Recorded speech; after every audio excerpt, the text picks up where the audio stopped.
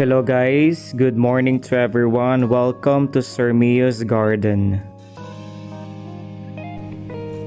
Sirmeovlogs is here. Please do like, share, and subscribe.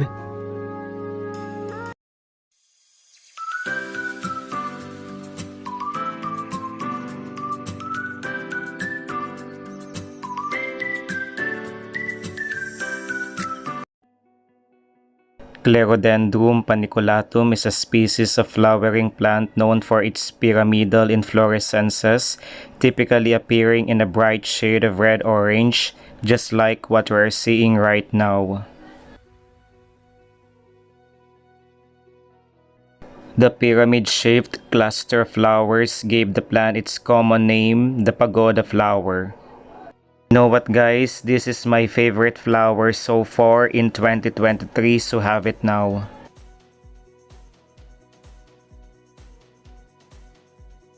As with other species in the Clerodendrum family plant, the pagoda flower also produces a lovely aroma.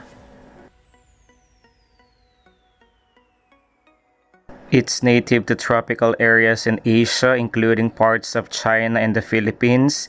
The pagoda flower grows as a shrub and requires lots of space to spread, just like this.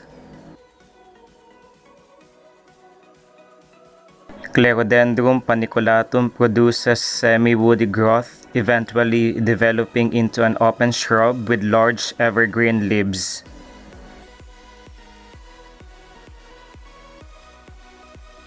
The pagoda flower, so called because of its tall pyramidal inflorescences, is one of the most spectacular Clerodendrum species.